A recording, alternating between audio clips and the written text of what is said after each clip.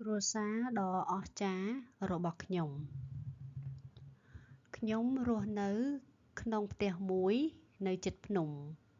ខ្ញុំមានបងប្អូនប្រុស2នាក់និងបងប្អូនស្រីម្នាក់ហើយខ្ញុំជាកូនពៅក្នុងគ្រួសារឪពុករបស់ខ្ញុំជាគ្រូបង្រៀនគណិតវិទ្យាហើយម្ដាយរបស់ខ្ញុំជាគិលានុបដ្ឋាយិកានៅមន្ទីរពេទ្យធំមួយបងប្អូនប្រុសរបស់ខ្ញុំឆ្លាតណាស់និងខិតខំរៀននៅសាលា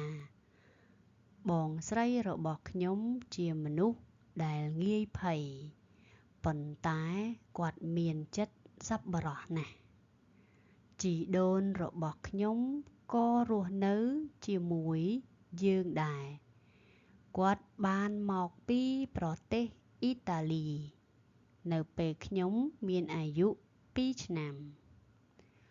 ទោះបីជាគាត់មានវ័យចាស់ក៏ដោយក៏គាត់នៅតែរឹងមាំគាត់ចម្អិនម្ហូបឆ្ងាញ់ជាងគេគ្រួសាររបស់ខ្ញុំមានសារៈសំខាន់ណាស់សម្រាប់ខ្ញុំយើងធ្វើសកម្មភាពជាច្រើនជាមួយគ្នាបងប្អូនប្រុសរបស់ខ្ញុំនិងខ្ញុំចូលចិត្តដើរឬក៏ឡើងភ្នំណាដើរឡើងភ្នំឬក៏ដើរចម្ងាយនៅលើភ្នំបងស្រីរបស់ខ្ញុំ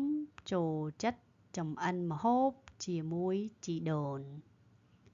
នៅចុងសប្តាហ៍យើងទាំងអស់គ្នា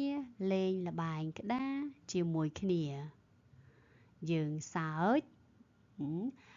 យើងសប្បាយរីករាយនិងតែងតែមានពេលវេលាល្អជាមួយគ្នាខ្ញុំស្រឡាញ់គ្រួសាររបស់ខ្ញុំណាស់គ្រួសារដ៏អស្ចារ្យរបស់ខ្ញុំរស់នៅក្នុងផ្ទះមួយនៅជិតភ្នំ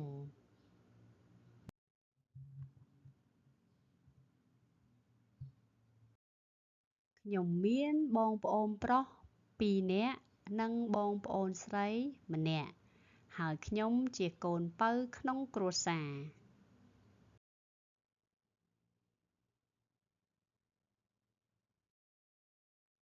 ឪពុករបស់ខ្ញុំជាគ្រូបង្រៀនគណិតវិទ្យាហើយម្ដាយរបស់ខ្ញុំជាគិលានុបដ្ឋាយិកានៅមន្ទីរពេទ្យធំមួយ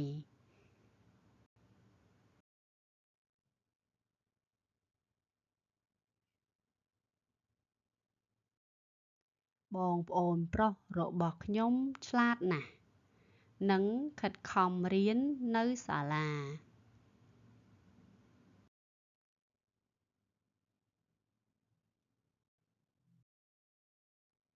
បងស្រីរបស់ខ្ញុំជាមនុស្សងាយភ័យប៉ុន្តែគាត់មានចិត្តសប្បុរសណាស់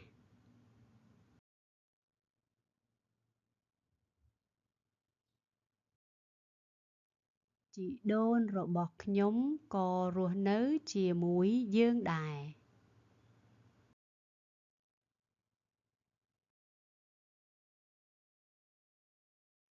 គាត់បានមកពីប្រទេសអ៊ីតាលី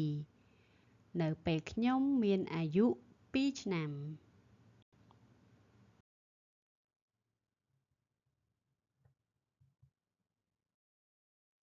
ទោះបីជាគាត់មានវ័យចាស់ក៏ដោយក៏គាត់នៅតែរឹងមាំគាត់ចម្អិនម្ហូបឆ្ងាញ់ជាងគេ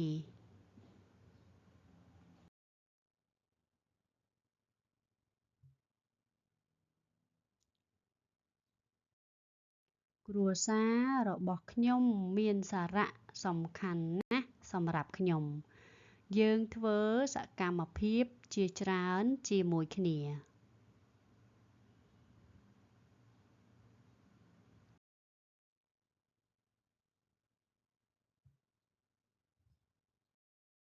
បងប្រុសបងប្អូនប្រុស របស់ខ្ញុំនិងខ្ញុំ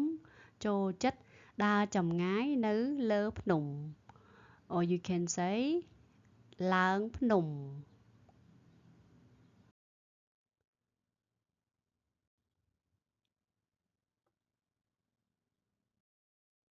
បងស្រីរបស់ខ្ញុំចូលចិត្តចម្អិនម្ហូបជាមួយជីដូន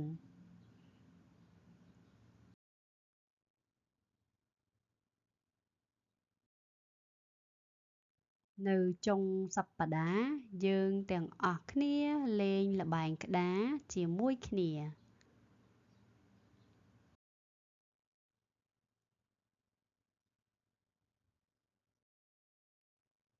យើងសើចយើងសប្បាយរីករាយនិងតែងតែមានពេលវេលាល្អជាមួយគ្នាខ្ញុំស្រឡាញ់គ្រួសាររបស់ខ្ញុំខ្លាំងណាស់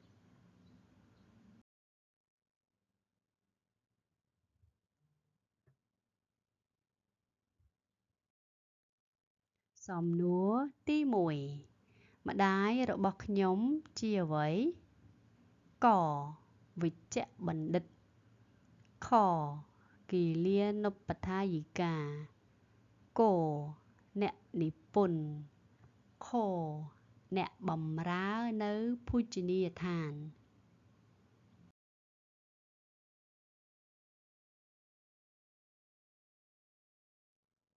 សំណួរទី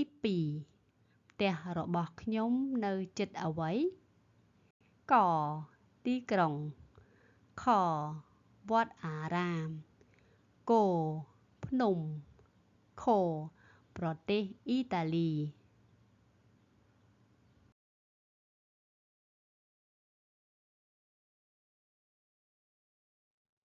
សំណួរទី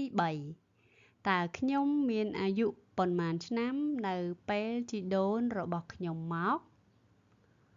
កអាយុ3ឆ្នាំខទើបនឹងកើតគអាយុ10ឆ្នាំ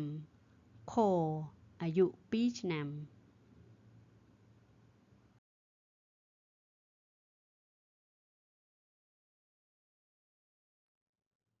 សំណួរទី4នៅថ្ងៃចុងសប្តាហ៍យើងធ្វើអ្វីជាមួយគ្នាកលេងល្បែងក្តារជាមួយគ្នាខទៅមើលកុនគសម្អាតផ្ទះខចម្អិនប៉ាស្តា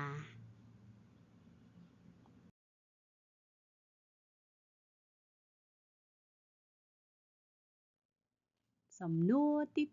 5បងស្រីរបស់ខ្ញុំមានចិត្តល្អប៉ុន្តែគាត់កកាចខស្ងៀមស្ងាត់គងាយភ័យខរឹងមាំ